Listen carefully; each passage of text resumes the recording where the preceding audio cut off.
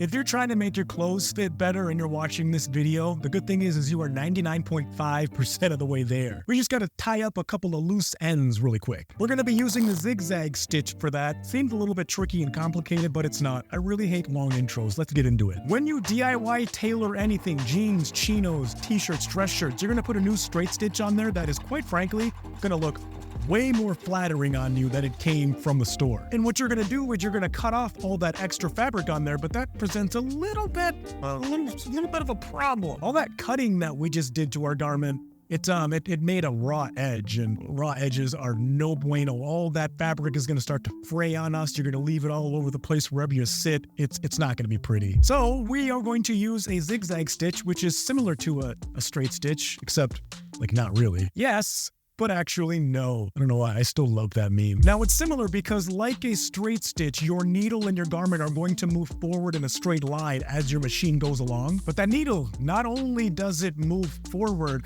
it's also traveling side to side as it goes along, making, you guessed it, a zigzag. That side-to-side motion that your needle and your thread are making are gonna, generally speaking, overlap at that raw edge and prevent it from unraveling and fraying on us. And when you cut your garment, make sure that you leave about 5/8 of an inch, which is gonna be called your seam allowance. And all that is just the distance between the raw edge that you just made with your scissors and then the new stitch that you put on there, all that space in there. No, it doesn't have to be exact, so don't panic if it's not. And set yourself up for some success by ironing your seam down beforehand. You'll thank me later. Ask me how I know. Turn the settings dial on your machine to the zigzag stitch. It'll look something like this on your hieroglyphics on your machine. Should be similar. And this dial is the stitch width dial. What this is going to control is how far from side to side our needle is going to move as it travels in that forward path. On my machine, I can go from 1 to 7, and for this, I'm gonna do about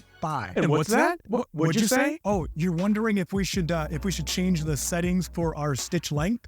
No, we're gonna leave it at 2.5 like we always do. And I want the edge of my garment to be right in the middle of my presser foot there, so that as my needle travels from side to side, what's essentially going to happen is the needle's going to go through my garment on one side, and then when it travels to the other side, it's going to come completely off of my garment, completely off. And what's going to happen is it sort of wraps or envelops the edge of my garment. It kind of wraps it up. I don't know how it does it. I don't understand science, but it does it like that. It's really cool. And let's use this knowledge and start off nice and easy. I'll go gentle on you. We're going to start by using it on a t-shirt. It's super simple. It's in the next video. I will see you over there. SD out. See ya.